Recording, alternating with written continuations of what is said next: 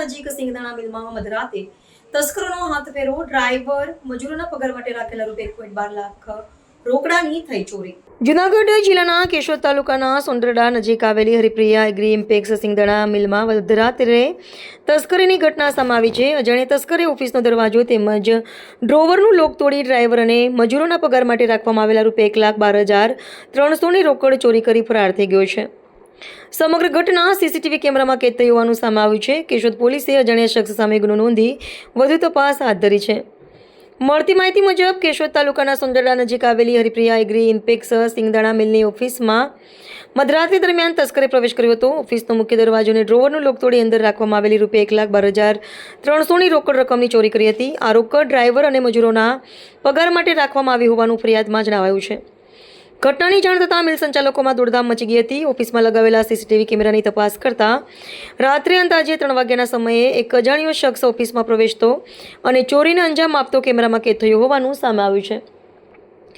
ઘટના અંગે ફરિયાદી અનિલભાઈ બરવાળિયાની ફરિયાદના આધારે કેશોદ પોલીસે અજાણ્યા આરોપીની સામે ગુનો નોંધી તપાસનો ધમધમાટ શરૂ કર્યો છે. કેશોદ પીએસઆઈ GR વાઝાની દેખરેખ હેઠળ પોલીસે સીસીટીવી ફૂટેજના આધારે આરોપીની ઓળખ મેળવવા સહિતની કાર્યવાહી હાથ ધરી છે.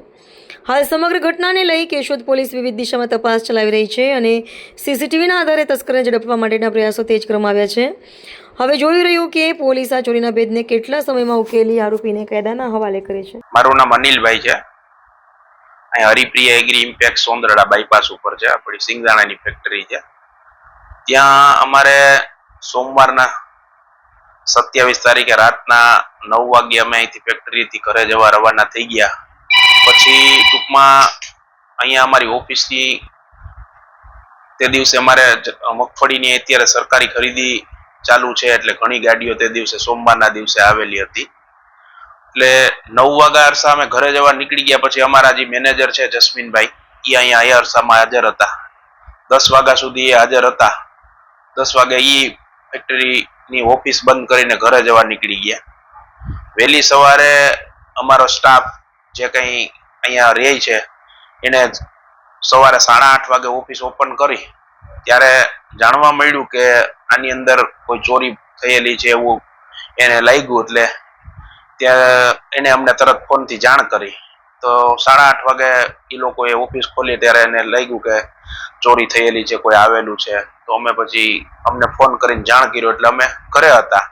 તો 9 વાગ્યા પછી અમે અહીંયા આવીને જોયું, બધું તપાસ કરી કે કેવી રીતના બન્યું, શું છે. સીસીટીવીમાં ચેક કર્યું તો ત્યારે આવી રીતના એક કોઈ બિનવારસી જેને માથે મુકટ બાંધેલું હતું મોરા ઉપર, એની ઉપર કે એનો ફેસ કેમેરાની અંદર શો ન થાય એવી રીતના એને બાંધીને જે પ્રયાસ કર્યા છે. અને ઓફિસની અંદર આવી અને જે અમારું મેન ઓફિસનું કાઉન્ટર છે એની અંદર કેશ રોકડ રૂપિયા જે અમે ભાડા ચૂકવવા અહીંયા રાખેલા રૂપિયા હતા એ એને ખાનાનો લોક તોડીને પૈસા કાઢી અને એ ભાઈ ચોરી કરી લે છે. નવી રીતના ઓફિસમાં આવીને ઓફિસનો કેમેરો બી ફેરવી નાખે છે.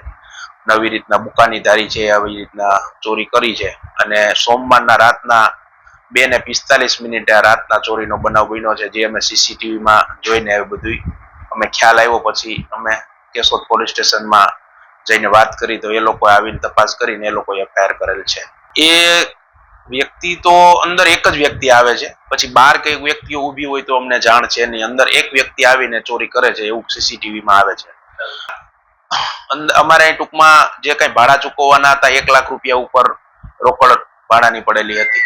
કેશોદ પોલીસ સ્ટેશન વિસ્તારમાં આવેલા સોંદરડા બાયપાસ પાસે હરિપ્રિયા એગ્રી ઇમ્પેક્સ નામનું સિંગદાણાનું મિલ જે આવેલી ત્યાંની ઓફિસમાંથી 27-28 જુલાઈની રાત્રિના 2 થી 3 વાગ્યાની વચ્ચે આ જે મિલ છે તેની ઓફિસના ડ્રોવરનો લોક તોડી અને ત્યાં મજૂરોને આપવા માટે જે રકમ રાખેલી તે 1,22,000 જેટલી રકમ છે એ કોઈ અજાણો ઈસમ ચોરી કરીને લઈ ગયેલો.